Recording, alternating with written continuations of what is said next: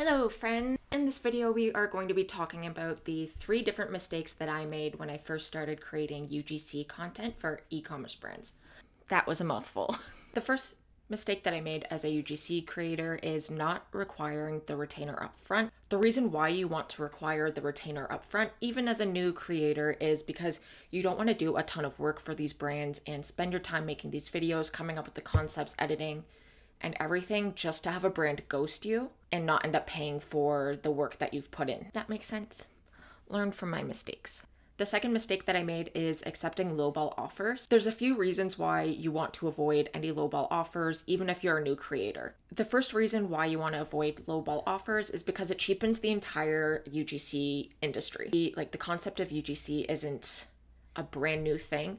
It is a lot newer for people to be getting paid, like even the average Joes like me or you, to get paid for content creation and turning it into a business. You might feel a little bit weird, even if it's your first handful of times accepting offers, if you feel like you're getting paid too much for what you're offering. But you have to also keep in mind that you are saving the big e-commerce brands tons of time and money by providing them with UGC services. So don't accept lowball offers and understand your worth as a creator, because you definitely deserve to be paid properly. The third mistake that I made as a new UGC creator is not having the proper workflow or systems in place to be able to manage multiple clients. Some different ways that I've learned to manage multiple clients as well as my own personal brand is by using Notion and creating different folders. I also just started using a CRM tool, which is the Fiverr Workspace one. You can have one client for free, so it's great for beginners.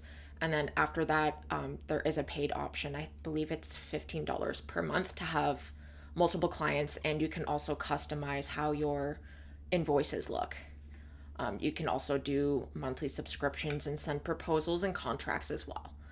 The nice part about using Fiverr Workspace is that I am able to send a contract and the proposal at once.